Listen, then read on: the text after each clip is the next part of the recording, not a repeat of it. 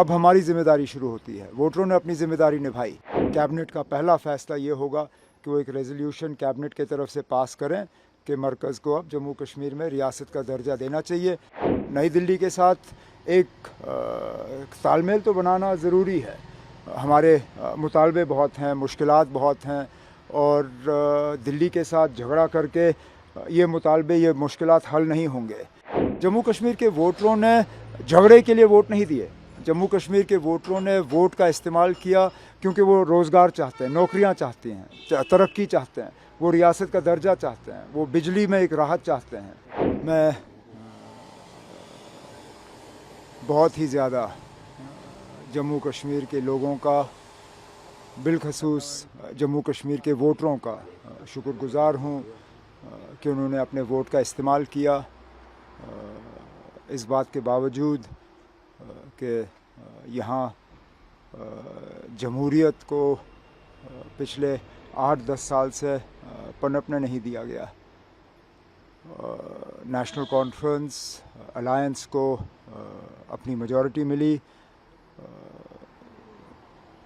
वोटरों ने बहुत सोच समझ के अपने वोट का इस्तेमाल किया, ख़ासकर उन इलाक़ों में जहां आज़ाद उम्मीदवारों के ज़रिए और छोटी पार्टियों के ज़रिए वोटों को तकसीम करने की एक साजिश रचाई जा रही थी। मैं ख़ासकर कश्मीर और जम्मू के पहाड़ी इलाक़ों में जिस तरह वोटरों ने इस साजिश को नाकामयाब किया। अब आप देखें 40% से ज़्यादा उम्मीदवार जो थे वो आज़ाद उम्मीदवार थे, लेकिन 2-3 को छोड़ के बाकी सब जो हैं वो इस इलेक्शन में उनको हार का सामना करना पड़ा।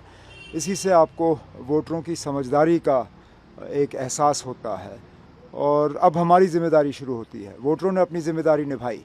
उनकी ज़िम्मेदारी थी पोलिंग बूथ तक पहुंचना और अपने वोट का इस्तेमाल करना।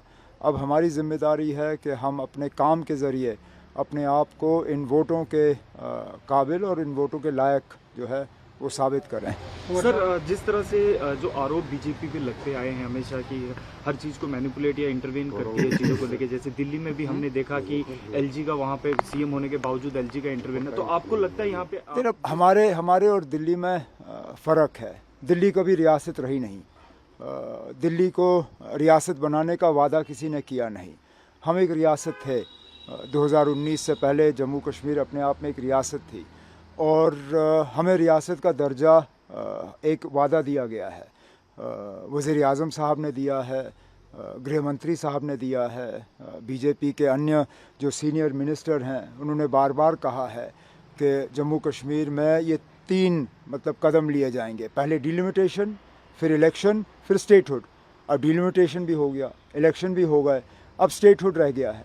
तो यहाँ हुकूमत बनते ही मैं तो ये उम्मीद करूँगा कि कैबिनेट का पहला फ़ैसला ये होगा कि वो एक रेजोल्यूशन कैबिनेट की तरफ से पास करें कि मरकज़ को अब जम्मू कश्मीर में रियासत का दर्जा देना चाहिए, और वो रेजोल्यूशन लेके वज़ीर आज़म साहब को पेश किया जाए। सर, सेंटर और जम्मू कश्मीर की जो सरकार बनेगी उसमें जो तालमेल होगा वो कितना इम्पोर्टेंट होगा यहाँ के लोग? ये अब हुकूमत बनने दीजिए, यहाँ वज़ीर आला बने, उसके बाद ये सवाल आप उनसे करिए। मेरा तो उन्हें मशवरा यही होगा कि नई दिल्ली के साथ एक तालमेल तो बनाना ज़रूरी है। हमारे मुतालबे बहुत हैं, मुश्किलात बहुत हैं, और दिल्ली के साथ झगड़ा करके ये मुतालबे, ये मुश्किलात हल नहीं होंगे। ऐसी बात नहीं है कि हम बीजेपी की सियासत को कबूल करेंगे या बीजेपी हमारी सियासत कबूल करेगी। बीजेपी के साथ तो हमारा टकराव रहेगा, लेकिन मरकज़ के साथ टक्कर करना ये हमारी कोई मजबूरी नहीं है। मरकज़ के साथ ठीक ठाक ताल्लुकात बने, मुझे लगता है ये जम्मू कश्मीर के लिए और जम्मू कश्मीर के लोगों के लिए फ़ायदेमंद होगा। जम्मू कश्मीर के वोटरों ने झगड़े के लिए वोट नहीं दिए। जम्मू कश्मीर के वोटरों ने वोट का इस्तेमाल किया क्योंकि वो रोज़गार चाहते हैं, नौकरियां चाहते हैं, तरक्की चाहते हैं, वो रियासत का दर्जा चाहते हैं, वो बिजली में एक राहत चाहते हैं, अन्य उनके जो मुश्किलात हैं वो उन मुश्किलातों का हल चाहते हैं, और वो मुश्किलातों का हल नई दिल्ली के साथ झगड़ा करके नहीं होगा। उमर साहब, जो 5 MLAs को नॉमिनेट कर रही है बीजेपी, तो उससे क्या लगता है? ना, मेरा तो यही मशवरा होगा कि वो ना करें, सिर्फ इसलिए कि इन 5 को नॉमिनेट करके हुकूमत बदलेगी नहीं, तो क्या फ़ायदा। आप खामखा 5 लोगों को अपोजिशन में बैठने के लिए नॉमिनेट करेंगे और ये झगड़ा होगा। क्योंकि हमें फिर सुप्रीम कोर्ट में जाके इसके खिलाफ मुकदमा करना होगा। और एक जो रिश्ता हम बनाना चाहते हैं मरकज़ की हुकूमत के साथ, उसमें पहले दिन से तनाव जो है, तनाव का एक माहौल बनेगा। मेरी तो यही उनसे गुजारिश होगी कि ना करें, हुकूमत बनने दीजिए, हुकूमत को अपना मशवरा देने दीजिए और उस मशवरे के बुनियाद पे एलजी साहब जो है नॉमिनेट करें। मैं मानता अगर 19-20 का फ़र्क होता और इन 5 से जो है अचानक उनकी हुकूमत बन सकती थी तो ठीक है, फिर करते, फिर हम भी झगड़ते, वो भी झगड़ते, सुप्रीम कोर्ट तक मामला पहुंच जाता और फिर हम अदालत का फ़ैसले का इंतज़ार करते। लेकिन इन 5 से कुछ नहीं बदलने वाला है। आज़ाद उम्मीदवार आज 4-5 वैसे भी जीत के आए हैं, वो हमसे बात कर रहे हैं, वो भी आ जाएंगे तो हमारी लीड जो है वो बढ़ जाएगी, हमारी लीड घटेगी नहीं। इन 5 से बीजेपी को कोई फ़ायदा नहीं होना है।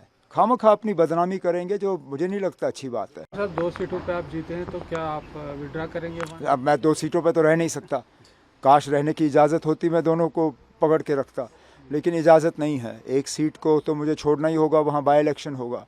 अब आप मुझसे पूछेंगे कौन सा सीट, और मैं इस सवाल का जवाब दे नहीं सकता। साथियों से मशवरा करूँगा और मशवरा करने के बाद जब फैसला होगा मैं आपको सुना दूंगा। एक आखिरी सवाल और सर, चीफ मिनिस्टर की शपथ कब लेंगे? कौन? मैं नहीं ले रहा हूँ ना। फिलहाल इस तरह का फैसला लिया नहीं गया। आखिरकार ना, ठीक है, ये चीज़ें जो है एक जमहूरी तरीके से होते हैं। लेजिस्लेटिव पार्टी की मीटिंग बुलाई जाएगी। मैं कल ही पार्टी के सदर फारूक साहब से बात कर रहा था, हमने ये तय किया है आने वाला कल लेजिस्लेटिव पार्टी की मीटिंग बुलाई जाएगी, उसके बाद अलायंस की मीटिंग होगी, अलायंस अपना लीडर तय करे, उसके बाद राजभवन जाके हम हुकूमत बनाने का दावा करेंगे। एक हफ्ते के अंदर, within a week, there is a chances that the government. मैं तो उम्मीद करता हूँ कि अगले चंद दिनों के अंदर पीडीपी का समर्थन ये सरकार में देखना, फिलहाल तो इस पे हम कोई बात कर नहीं रहे हैं। और वैसे भी वहाँ से there has been no approach made to us by the PDP, we have made no approach to them. I think at the moment, given the results in the elections, which have been quite a setback to them, I can understand that there must be a lot of internal discussion going on. At some point in time, if a channel of communication opens, we'll sit down and talk to them, but it's not a priority for us at the moment.